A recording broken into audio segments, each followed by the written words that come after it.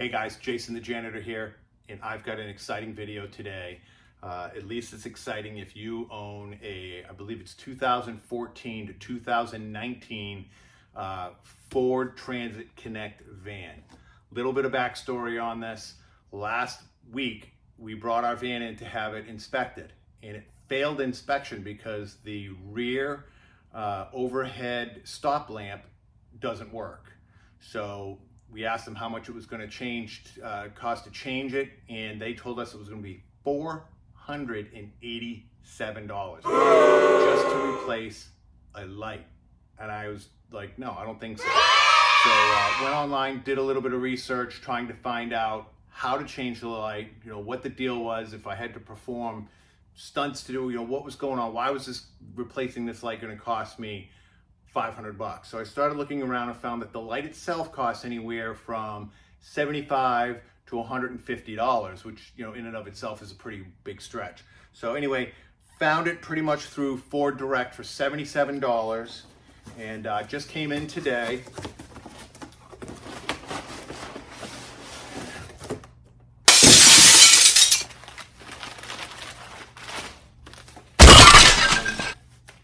And here it is. So I'm going to show you how to replace this. Probably going to take me between 5 and 10 minutes. Literally anybody can do this. It's 3 screws and a plug. That's it. So join me for this. Let's get this done, and I'm going to show you how to save some serious cash if you have the same problem that we have. So tools you're going to need are a number 10 metric socket, along with a socket wrench and an extension in order to get up into the holes to get to the nuts.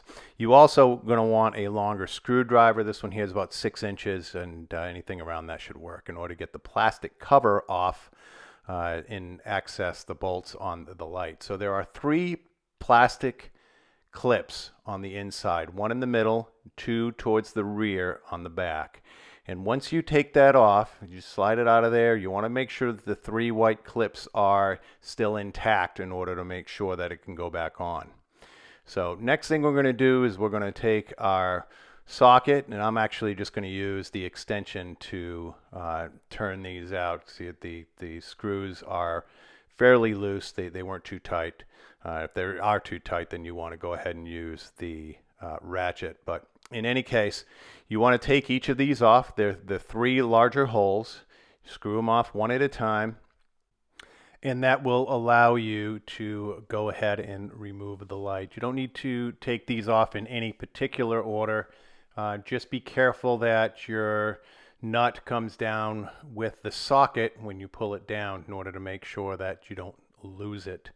In which case you need to go get yourself an extra one, which, that's no fun. So once we have all of these off, you'll see that the light that's on top removes quite easily. Just pop it off. Might be a little stuck there. And then once you get it off, there is a single wire that's on a press clip that goes into the back. If I can get to it here. It's kind of hard to see here in the video because of the fact that it's black on black on black. And but it's located in a hole right here. And what we're going to do is just reach in there. There's a small little press clip inside of there that you're going to press off. See if I get my fingernails in there.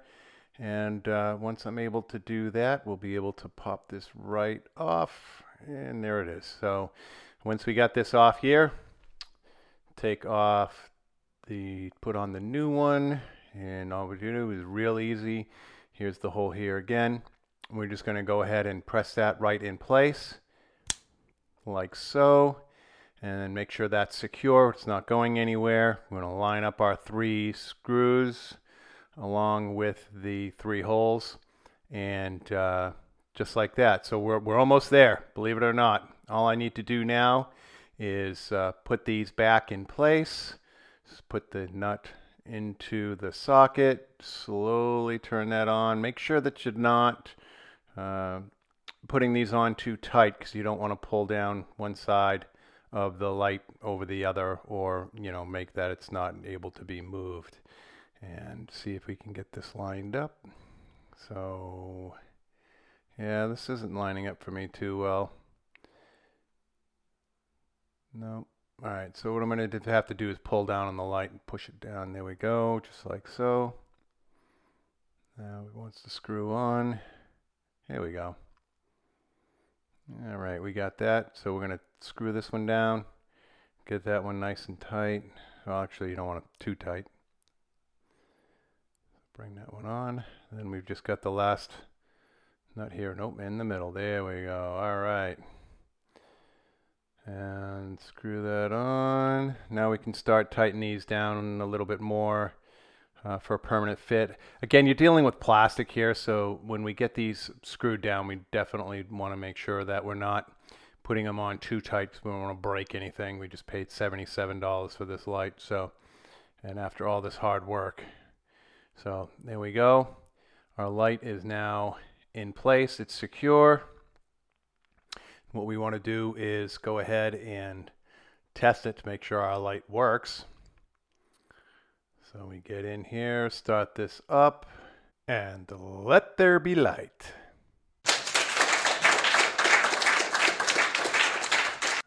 Wow, thank you. Thank you. Thank you very much. All right, so now our light is on. It has been quality tested. It is working and just saved me a whole lot of money. So we're going to go ahead and put our clip back on here, our cover, make sure that's on place there. 1, 2, line those up, 3. And now that we've got it on, the only thing we have left to do is there's a little piece of weather stripping I almost forgot to put on here. Let's see this here, right here. On the front of this is a little piece of weather stripping. It only slides off of one side. It's fitted on there. And what we're going to do is slide that back on to this here in the same place that it was. That's just to make sure we don't get any excess water through there. You can see what a gummed up mess it is up here. So we fixed our light in under 5 minutes. All right, so as you can see, our light's in, it works. It was less than 5 minutes, and if you do the math, at 5 minutes to do a job I was going to pay $500 for, I would basically have been paying $100 a minute. So I just saved you that money. I hope this works for you. Thank you so much for joining me. We'll see you next time.